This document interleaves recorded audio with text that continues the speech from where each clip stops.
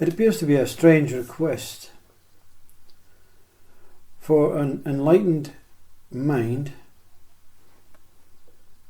to give some guidance or some teaching to another mind to say one must, in their seeking for truth, initially drop the mind. Meaning, what can drop the mind? The speaker can say through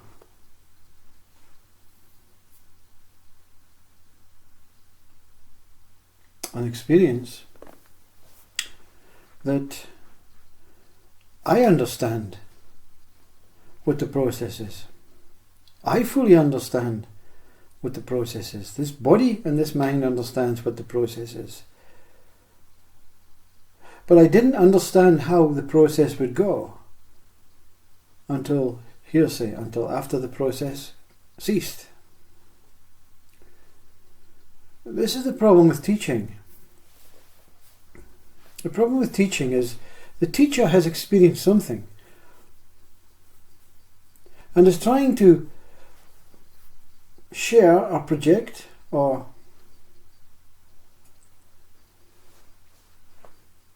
guide and direct another into the same process.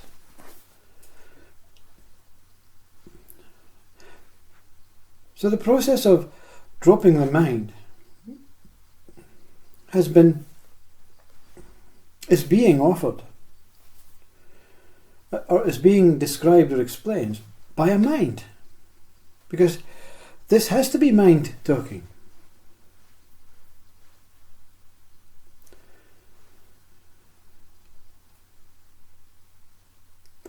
Whenever it becomes clear to the ego state, to the language, it has to be mind that's talking.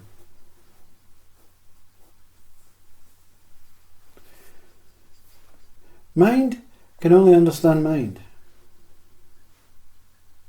in that particular language that you speak in. If you're speaking in English, it's an English mind, and only English minds will understand what is taking place, what is being shared.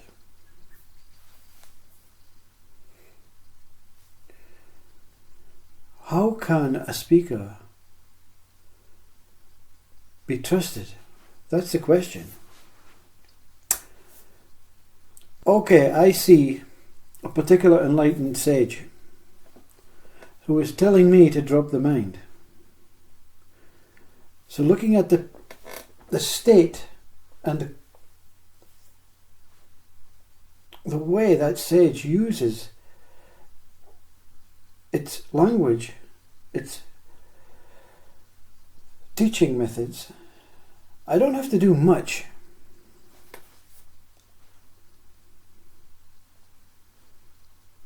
If I see the teacher in a satsang hall, not saying anything, but staring me in the eyes, I kind of trust this teacher, because he's not appearing as if he's trying to tell me how to do it using a mind.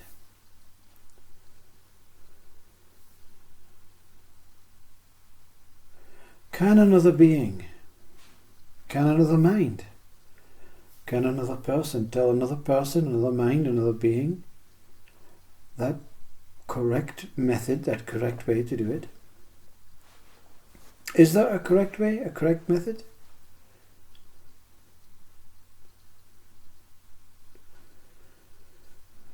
This body and mind appeared with no teaching, with no seeking intent, to stumble across a way of dropping the mind. But the first question, when the mind was on its way to being dropped, was who, what was dropping what? What was dropping what? Was the mind falling away by itself and I was watching it? Because I is mind. Non-duality states that the I disappears. The person disappears. The experience disappears. They merge into the world, into a non-dual state. Simply because mind has gone. And there's nothing to control it, nothing to explain to it, nothing to describe what remains, what is going on. But something remains. But it cannot be the mind. It cannot be the mind, because the mind would simply come in and say, I am enlightened. I did this, I did that. That's the mind, talking about its own experience of its apparent enlightenment, but it witnessed the true enlightenment by that what is enlightened, and it was reflected in a mirror so the mind can see it. Oh, looks like me being enlightened. It looks like me being enlightened. So therefore I can explain this enlightenment because I am the mind.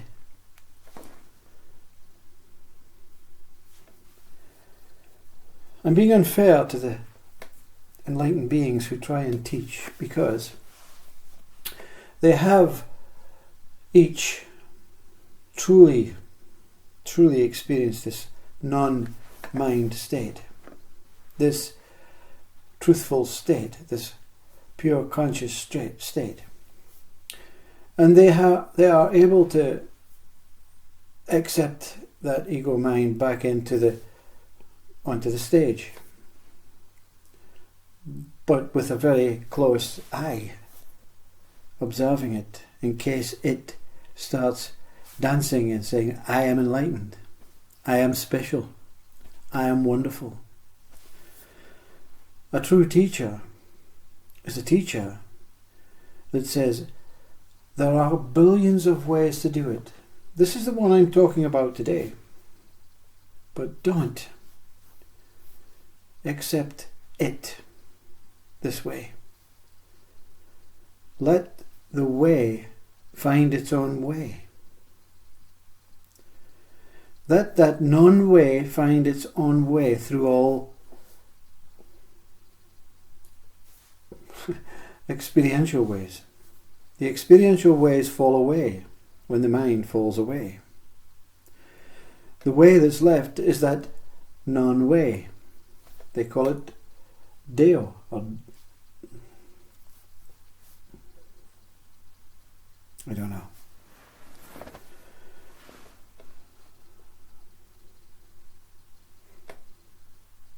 Dao? Deo? I don't know.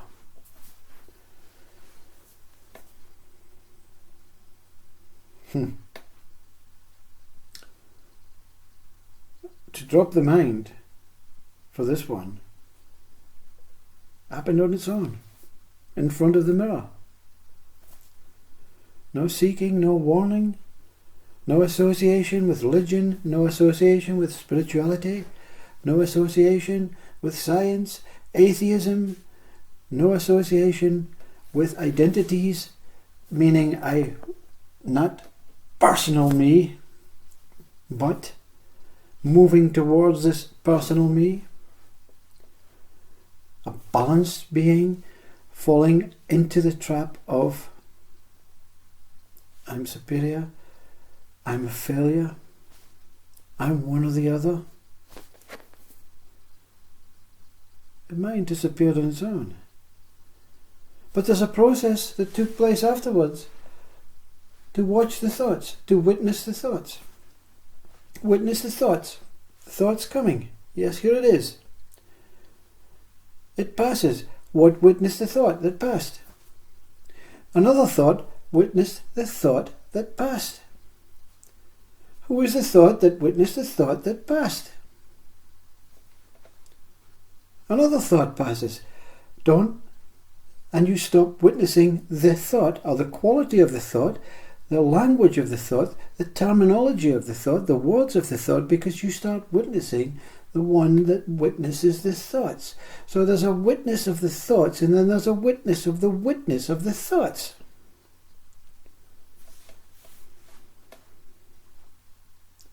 Am I giving it away?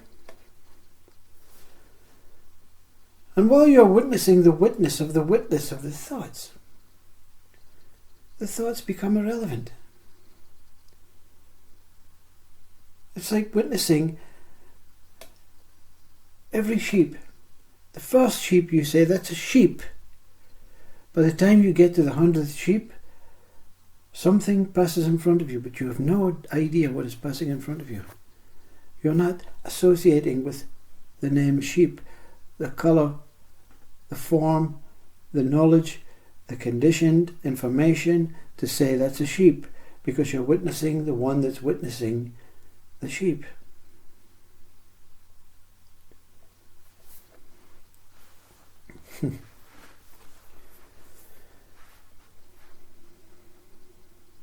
Suddenly, a space appears, because the witness of the witness, it becomes so. I'm deluded. I'm witnessing the witness of the sheep. I'm witnessing the witness in the witness who witnesses the sheep. I'm witnessing the witness who witnesses the witness of the sheep. Oh my God. Boom. Gone. The mind killed itself, annihilated itself, destroyed itself for that moment. But there's more. There's more. If you want to take it further, you have to choose a new method. Who can choose the method? The witness is gone. So you ask the next question. Papaji and Muji put these questions in order, and these questions are relevant order. Who am I? Who is the witness of the witness of the witness, you see? Can this, then the next thought, okay, the witness is gone, but the witness is still here. Something remains. Can this that remains be seen? Can this that remains be seen? Can the seer be seen? Can the seer of the seer of the seer of the sheep be seen? And that one goes. Another plummet gone into the abyss. And then you walk about with dementia in a daze. Are you happy with this so far? Are you happy with this next stage? You walk about with dementia. Your family are worried about you. You walk about in the forest, standing in front of the trees, not knowing they're trees, not knowing who you are. You have no idea about Christ and the 40 days because you have no interest in religion. You never was interested in anything, not a thing apart from finding the truth about myself. So the next question, the next stage, the next process, the next method, the next practice. Mind is gone, but mind still hanging on, asking the question, from where am I looking and as what? I can't be seen because the answer comes from whatever the answer comes as for you. From where am I looking and as what? I can't be seen, so what am I? If I can't be seen, where am I? Who am I? And what am I? What's my condition? What do I look like? If I can't find me, am I in a place? From where am I looking and as what? Next stage, next method, next hurdle. Further into non-duality, beyond non-duality, disappearance, everything becomes one, everything becomes nothing.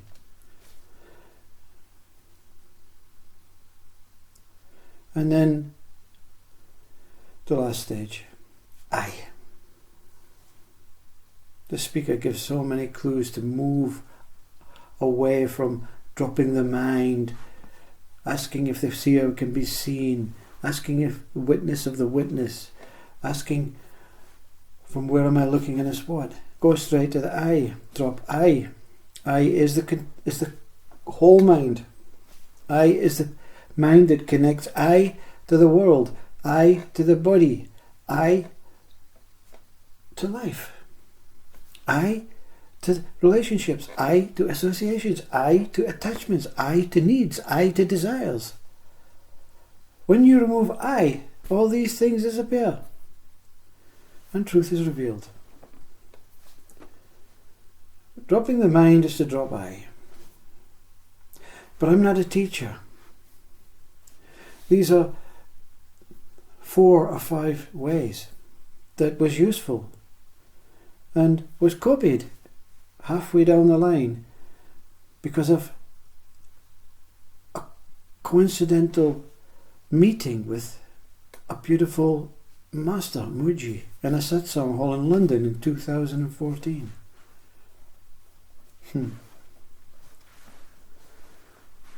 I think. I cannot think, you see.